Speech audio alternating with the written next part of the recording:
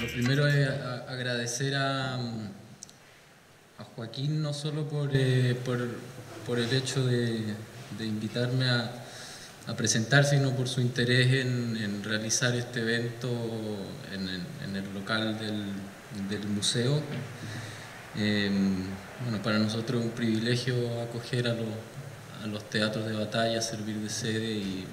y conocer a todos ustedes, digamos.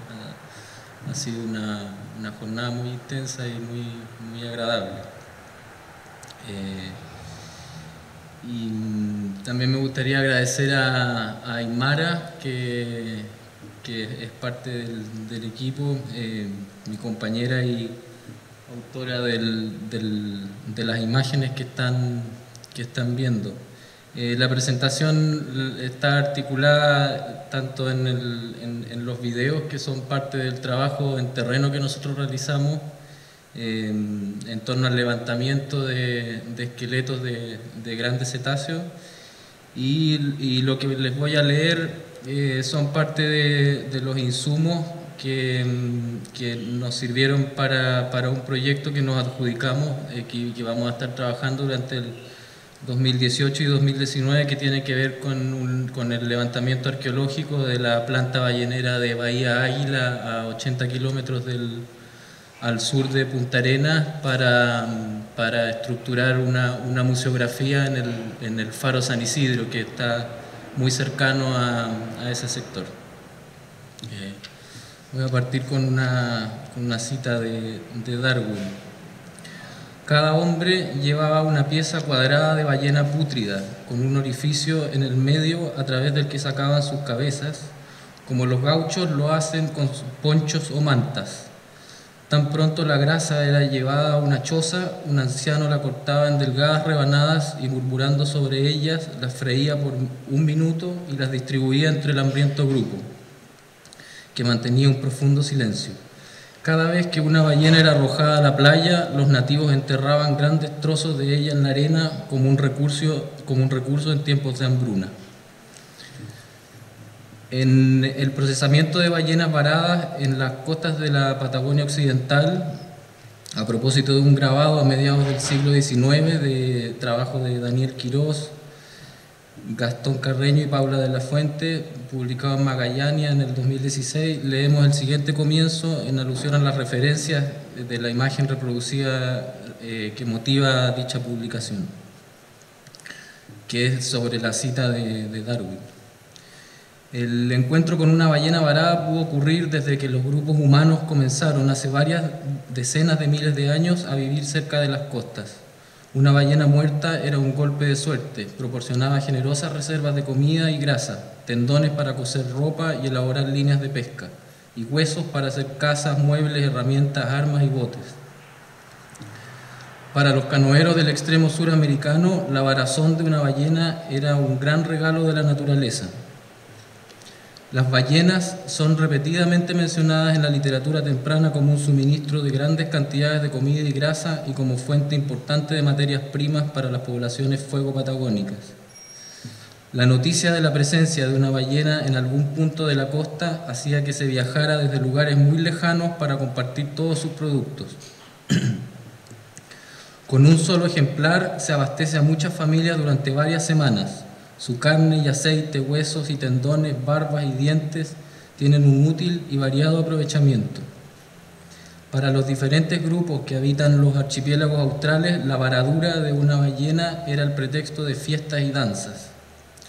Las familias que acampaban preferentemente en las cercanías y se entregaban a una desenfrenada comilona. Y una ballena varada o muerta era tomada con entusiasmo tanto por los fueguinos como por los chonos. Es de esta forma, aprovechando la costumbre atávica en el beneficio de ballenas varadas, como el capataz de Menéndez, el escocés Alexander McLennan, también conocido como el chancho colorado, aprovecha el cuerpo de un cetáceo en la playa de Spring Hill, al norte de Tierra del Fuego, para organizar una acción de exterminio en contra del pueblo Selknam. Aunque existen pocos datos confiables del hecho, a propósito del envenenamiento de Spring Hill se encuentra una serie de referencias que señalan lo ocurrido en diciembre de 1903 en el sector norte de la isla grande de Tierra del Fuego, donde habrían muerto 500 onas tras haber ingerido carne de ballena previamente envenenada con estricnina. Por su parte, Bridge menciona la presencia de unos 150 Selknam cerca del Cabo San Pablo, instalados en 2 campamentos vecinos con ocasión de varar una enorme ballena. Destaca además que el acontecimiento era muy reconfortante para los Selknam en épocas de primavera, cuando la carne de guanaco era magra y escasa. Permitía recibir una gran provisión de grasa y aceite, pero dice Bridge, lamentablemente dicha oportunidad fue utilizada por un grupo para tomar venganza del otro, ocasionando una gran matanza. Esto está en un trabajo de Prieto y Mazzone del 2005. Al norte del mundo, los pueblos que no conocieron tal enfrentamiento directo con la circulación del capital como extinción de sus formas de vida, aún incorporan a la ballena o los cetáceos dentro de sus economías y cosmovisiones. Los balleneros inuit Tikigak describieron el alma de la mujer y la ballena primigenias como si fueran una sola. El iglú de la primera era una ballena. El pasillo de huesos de ballena montados de nuevo constituía una zona de nacimiento, muerte, peligro e iniciación. En algunos relatos, mujer y ballena son la misma víctima, dice Lowenstein. Uno de los más reproducidos relatos bíblicos transmitidos por la escritura judeocristiana es el de Jonás, quinto de los profetas menores, que luego de desobedecer su misión como profeta y predicador de Yahvé ante los ninivitas, decide escapar en una embarcación junto a un grupo de marineros. Después de enrolarse en un viaje determinado por el padecimiento de su traición y autocondenarse a saltar del barco para evitar que la furia de Dios lo hundiera con una tormenta, al tercer día una ballena vomitó al profeta sobre la tierra seca. Así como Afrodita, que nació de las olas y se la representa montada a lomos de delfín, las aerodinámicas criaturas son emisarias del útero del océano, de donde surgió toda la vida y al que las ballenas, cosa excepcional entre los mamíferos, regresaron después de haber pasado tiempo como habitantes en tierra firme, ganándose la clasificación de aberraciones. A partir de los 90, análisis moleculares sobre una gran cantidad de proteínas y secuenciaciones de ADN indicaron que los cetáceos debían ser incluidos dentro del orden de los artiodáctilos, ya que durante bastante tiempo se pensó que descenderían de los mesoníquidos, antiguos mamíferos carnívoros y ungulados. Según estos recientes estudios moleculares, todo el orden cetácea comparte un ancestro común del grupo de los artiodáctilos, el Paquicetus, que también es antepasado directo de los hipopótamos, un animal que recorría las playas durante el Eoceno en busca de peces muertos y otros restos que pudiera encontrar cerca de la costa. De más o menos del tamaño de un perro mediano, emparentado con los ungulados de hoy en día. Eran cuadrúpedos de pequeñas pezuñas bífidas, como lo son varios animales de ganadería, los chanchos, las vacas, las ovejas, las cabras. Pero lo que ha venido a confirmar la genética es lo que el zoólogo holandés J. Sligper ha descrito de acuerdo a estudios comparativos entre la morfología de riñones y órganos sexuales de cetáceos y vacunos en los años 60. Las comparaciones de Sligper muestran parecidos notables en estos órganos y en particular en los órganos sexuales entre cetáceos y bovinos, lo que genera una cópula muy similar, rápida, pero llevada a cabo muchas veces para asegurar la fecundación. A su vez, los riñones en ambos son de morfología lobulada, que tienen como pequeñas cámaras,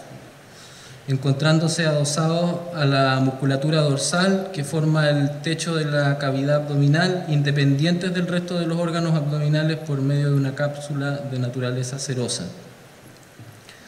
Actualmente la taxonomía de los cetáceos está subdividida en 2 subórdenes: los misticetos, dotados de barbas o estructuras de queratina presentes en el maxilar superior que sirven de filtro o sedazo y que lo integran las familias Balaenidae, Neobalenidae, Balaenopteridae y Estrichidae. A este grupo se le conoce popularmente como ballenas o todas las que tienen barbas. Sin embargo, la confusión se da en el inglés, ya que whale ballena en castellano es el común para denominar a los cetáceos que se cazan o aquellos que se les da un uso comercial. De ahí que pilot whale, que es la ballena piloto, que es un tipo de delfín, killer whale, la orca, o sperm whale, el cachalote, sean traducidas al español como lo que digo, ¿no? Ballena piloto, ballena asesina, orca, o simplemente ballena para el caso del cachalote que protagoniza la novela de Melville, ¿no? Pese a este enredo, el otro grupo del orden Cetacea es más numeroso y está integrado por los odontocetos, dotados de dientes que pueden ir entre 1 en el caso del narval hasta 40 o 60 en el caso de los delfines, que es la familia más numerosa en todos los cetáceos. Este suborden, el odontoceto, Odontoceti, se compone de la familia Phisteridae, Cogidae, Siphidae, Delphinidae, Monodontidae, solo en el Ártico, Phoconidae y Platanistidae en los grandes ríos del mundo. La veneración, la sacralización, los estudios científicos, el beneficio y la mercantilización en torno a las cualidades de estos seres vivos se ha vinculado estrechamente al desarrollo de las sociedades en todo el mundo. Desde los inicios de la revolución industrial hasta la implementación de los combustibles fósiles y el queroseno, el principal motor para los impulsos hacia la modernidad, sobre todo para el primer mundo, Inglaterra, Estados Unidos, Suecia, Francia, Alemania, Rusia, Austria, se construyó principalmente de la caza de la ballena para la extracción de grasa y aceite, utilizado desde combustible para lámparas y cera de vela domiciliaria hasta un insumo principal para la fabricación de margarinas, ceras, cremas, lubricantes y bases de pintura antioxidante. Otros insumos igual de valiosos para el desarrollo de mercancías y tecnología fueron las barbas, utilizadas para confeccionar corsés, peinetas, o el ámbar gris, una sustancia que segregan los cachalotes en su aparato digestivo para ayudar al tránsito intestinal de los picos de calamares gigantes, utilizada como estabilizador en la industria de la perfumería. Un kilogramo de ámbar gris actualmente puede llegar a costar $20.000 en el mercado francés. Una vez diezmadas las poblaciones de ballenas francas y cachalotes en el norte del mundo, que son los cetáceos que tienen mayor cantidad de aceite y también los más lentos, por eso eran los que se cazaban en botes pequeños y con la técnica del remolque. Las que sustentaron empresas, ciudades y polos de desarrollo capitalista como la famosa Nantucket en Estados Unidos, empiezan las exploraciones hacia el hemisferio sur, lo que provoca como consecuencia directa de la caza, lo que provoca como consecuencia directa de la caza de lobos y ballenas en mares australes, una nueva etapa para las expediciones y expansiones territoriales guiadas por los recursos naturales hacia el territorio austral. En la segunda mitad del siglo XIX, una vez que se determina que la línea del Ecuador pareciera ser un límite natural entre las poblaciones del norte y las del sur, a su vez se las identifica como subespecies, digamos, se busca resucitar la industria con una mejor tecnología en la que se incluyen el arpón mecánico dotado de carga explosiva, invento del capitán noruego Sven Foyn en 1864, lo que permite dar caza a las ballenas más rápidas o los rorcuales de la familia Balænopteridae, que son las ballenas más estilizadas, la ballena azul, por ejemplo, la fin, la sei. Sumados a los buques a vapor y las plantas de faenamiento terrestre equipadas con tecnología y maquinaria industrial, ya sea a vapor o carbón. De esta nueva etapa en la ballenería se obtendrían de la caza del cachalote y la franca austral el combustible y los lubricantes para la cohetería espacial y el aceite del cuerpo para jabón, perfumería e industria cosmética. Por otro lado, los aceites de Balænoptera, las que mencionaba, la azul, fin, sei, la de Braid y la minke, se ocuparán para fabricar margarinas y bases para pintura, mientras que la carne de todos los grupos se utilizaría a partir de las dos grandes guerras para alimentar a la población, en tanto que la carne que se descomponía en las plantas balleneras y en los barcos serviría para la fabricación de harinas para aves de corral y ganado.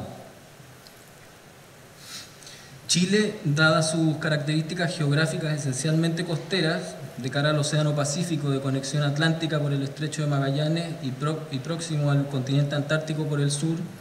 fue durante el siglo XX un foco importante para la caza y comercialización de productos balleneros. Ya la novela del Melville, en el encuentro entre el enorme cachalote blanco que obsesionaba al capitán Ahab, quien deposita en el monstruo todo el odio por su semejante, anunciaba desde la isla Mocha al sur de la octava región lo que sería una empresa para la exploración de capitales esencialmente noruegos e ingleses en torno a esos recursos naturales. La Indus, la Sociedad Ballenera de Magallanes, la Sociedad Ballenera de Corral,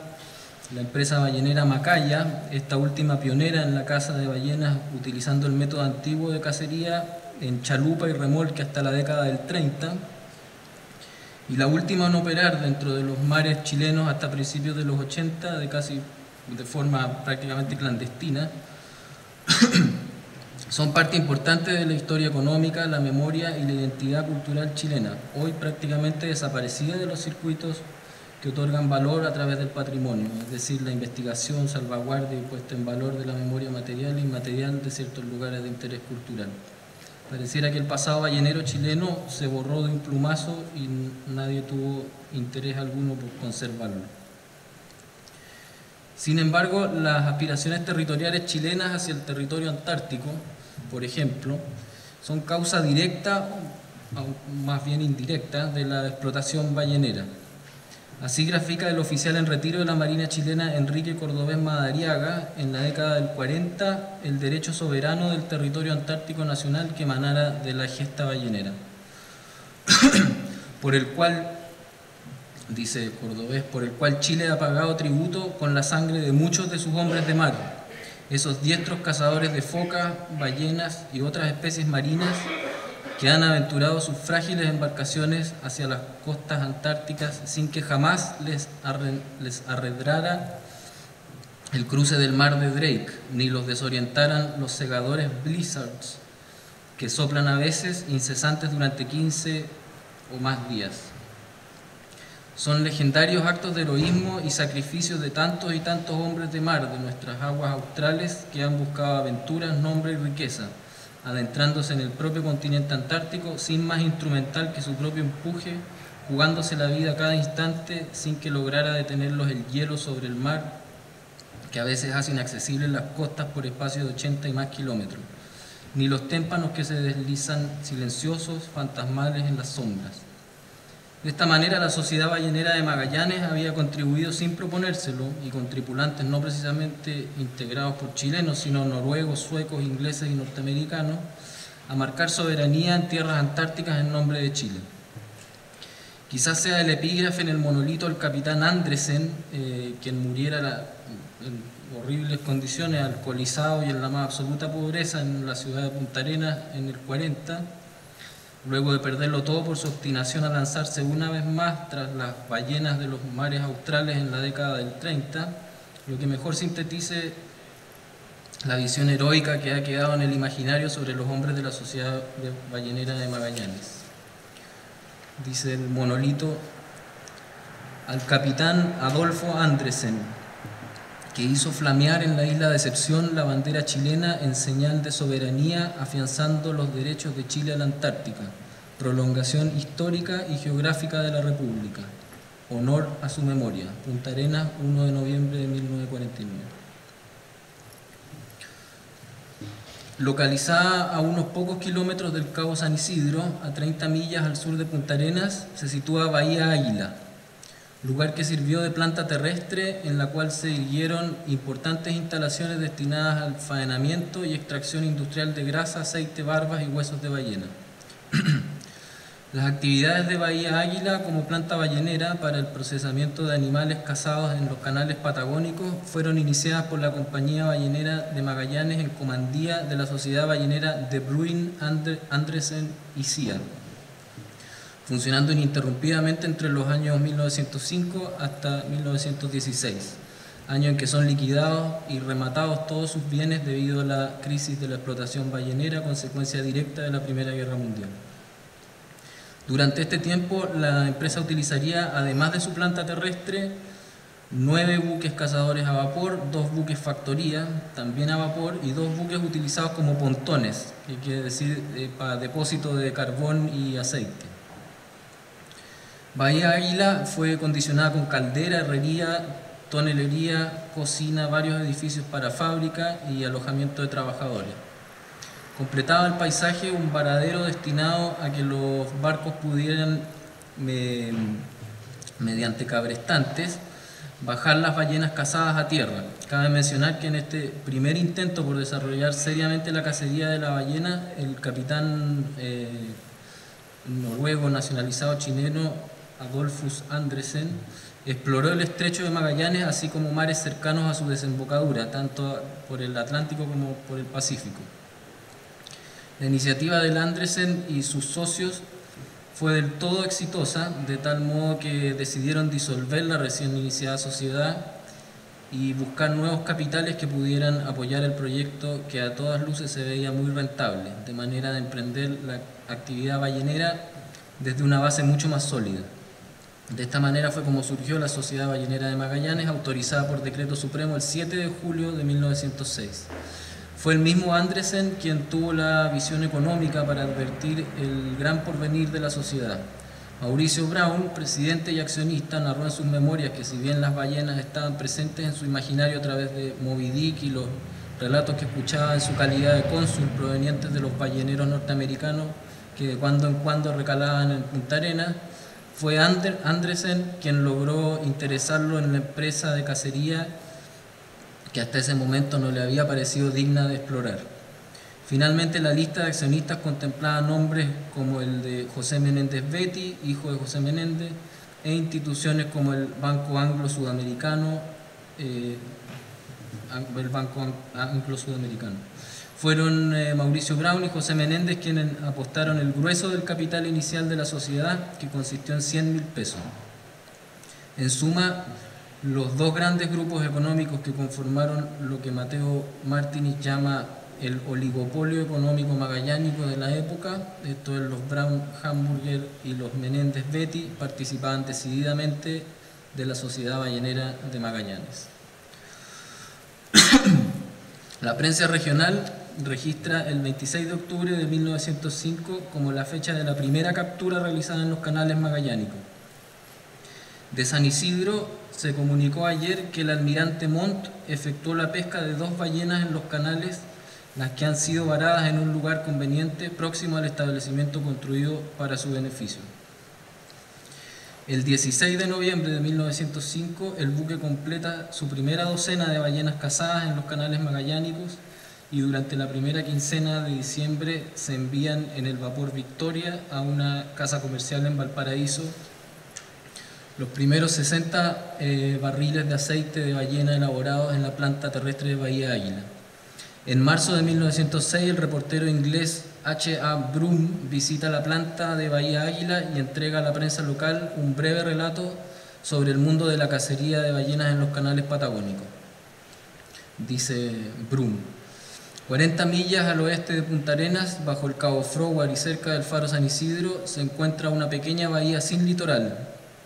encerrada, excepto hacia el mar, por cerros cubiertos de nieve e impenetrables bosques sumergidos en las orillas del mar. Es conocida como Bahía Águila. Aquí la Sociedad Ballenera de Magallanes ha retirado los árboles podridos cubiertos de musgos y la húmeda maleza para construir una planta terrestre para procesar el aceite de ballena. Un varadero equipado con winches a vapor y cables de cadena se inclina en una suave pendiente hacia arriba desde el agua, y en él las ballenas muertas son arrastradas hasta las paredes de la fábrica. Los hombres cortan con afilados instrumentos la carne de los animales en piezas de 10 pies de largo y 1 pie de grosor, que son levantados por un gancho y soltados en la parte superior de la fábrica, donde se deslizan por un enorme canal de madera en cuya base cuchillos rotatorios cortan cada trozo en pequeños pedazos para que luego caen en grandes digestores de vapor, en cuyo fondo hay una abertura donde el aceite es envasado en barriles para su envío. Uno se acostumbra a la carnicería diaria, pero nunca al enfermante olor que emana de la misma bahía, donde toda la basura se tira y las carcasas desnudas de años anteriores flotan y se niegan a hundirse. Hoy en día los huesos de esas carcasas están hundidos en la bahía, mientras algunos de ellos sueltan fragmentos que se van fundiendo con la arena, las piedras, palos y fierros. Los pocos restos de la planta ballenera, la que casi sin rastro exhibe entre la vegetación una de sus inmensas calderas oxidadas. En 1970, Estados Unidos y Suecia llaman a la década del estudio de los cetáceos, concluyendo que no sabemos nada o muy poco de ellos y que las principales poblaciones de grandes cetáceos han sido sobreexplotadas, cachalotes y ballenas principalmente. En 1983, con antecedentes en el 80 y el cese chileno en 1982, salvo por los hermanos Macaya que siguen cazando, la Comisión Ballenera Internacional declara una moratoria sobre la caza comercial de ballenas, dando así un paso definitivo hacia la inauguración de una nueva etapa entre hombres y cetáceos, en el que el rol del turismo de intereses especiales, la industria cinematográfica y de entretención, acuarios y parques acuáticos, juegan un nuevo papel tanto en la conservación de estas especies y el desarrollo de nuevas industrias, economías y componentes ideológicos ligados en parte a la conservación y también a la fetichización de estos animales, sustituyendo y agregando capas de significación a la intrincada convivencia que hemos desarrollado con ellos, en torno a ellos. Una mención especial merecen aquellas culturas y estados que resistieron la moratoria alegando fines culturales, dentro de los cuales se encuentran las costumbres ancestrales de ciertas comunidades que practican la caza de subsistencia y lo estipulado en el artículo 8 de la Convención que reglamenta la caza de la ballena, permitiendo la cacería con fines científicos. En Canadá y Groenlandia, pequeñas poblaciones inuit, si bien tienen asegurada una cuota anual de 30 ballenas, solo se caza una debido a la dificultad de su traslado y procesamiento. Estados Unidos asigna una cuota menor a distintas poblaciones indígenas de Alaska. Islandia retomó la caza comercial desde el 2008 con una cuota anual de 100 rorcuales aliblancos o ballenas minke y 150 de rorcual común o ballena fin.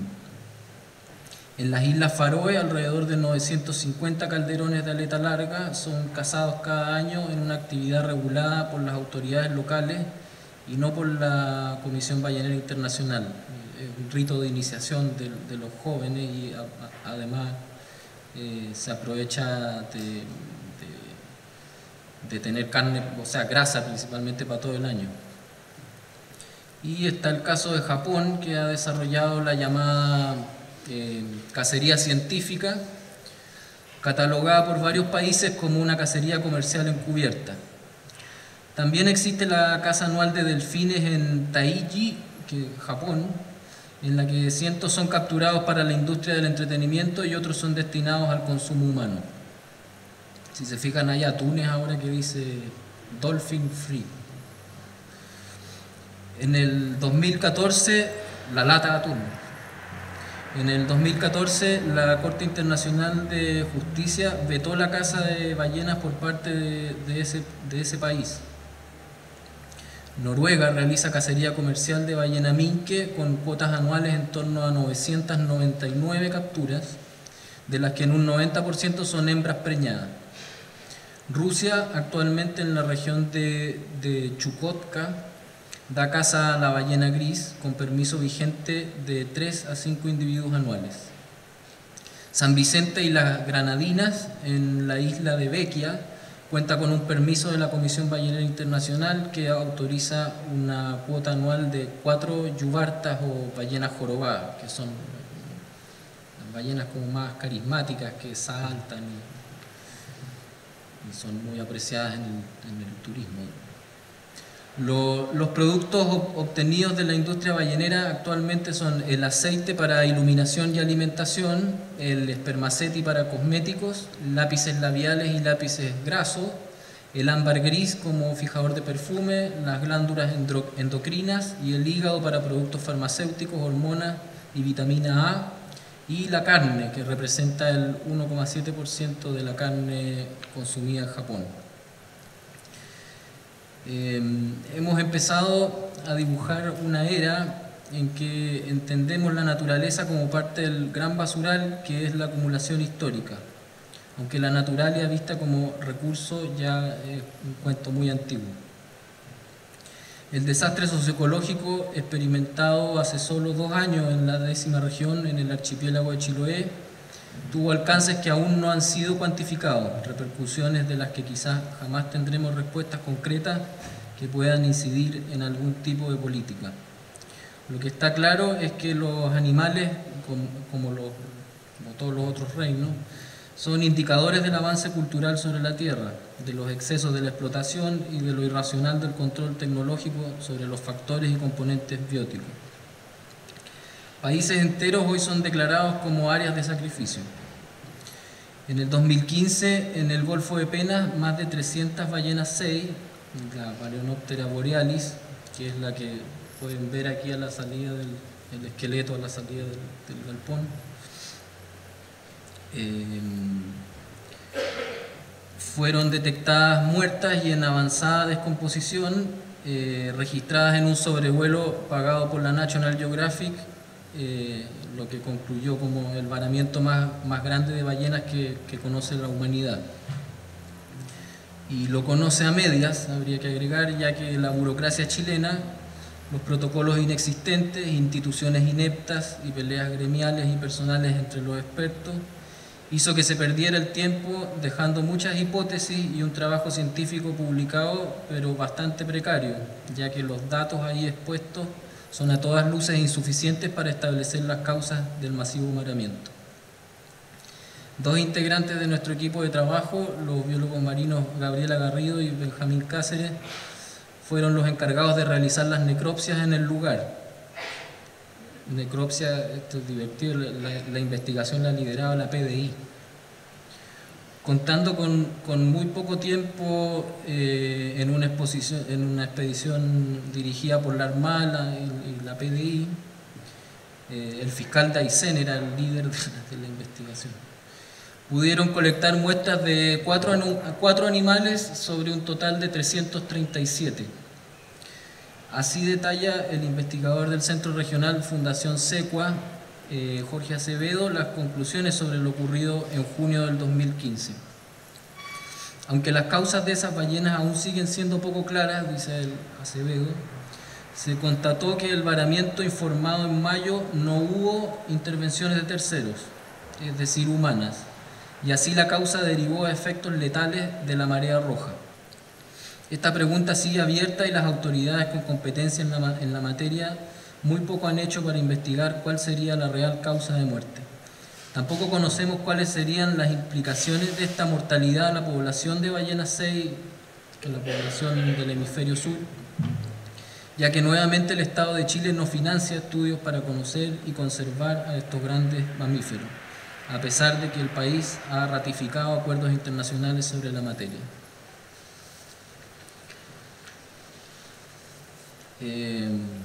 Bueno, quisiera terminar con una cita de Lévi-Strauss que a Joaquín le va a cargar porque me va a retar que uso las cosas de manera muy literaria. Y dice: el 27 de julio de 1972 concluye una extensa entrevista a Claude Lévi-Strauss bajo la pregunta sobre el porvenir. Aquí el siguiente extracto: no puedo decir que me siento particularmente a gusto en el siglo en el que el azar me trajo al mundo y que la forma en la que está evolucionando no me hace pensar que, si no yo mismo, por lo menos mis descendientes se sentirán más a gusto en él que yo. Me parece que un mundo que tiende a ser superpoblado en lugares, porque la densidad misma de la población se ve incrementada por la aceleración de los medios físicos de comunicación, de los medios intelectuales de comunicación, eso hace que tendemos a convertirnos cada vez más en consumidores bulímicos de las riquezas que nos rodean, sean riquezas concretas del universo que destruimos al consumirlas, sean riquezas intelectuales que absorbemos con una intensidad, una rapidez muchísimo más grande de lo que conseguimos renovarlas. Seguimos necesitando un museo imaginario y el hecho que esta expresión sugiera en nuestro tiempo es significativa. Muchas gracias.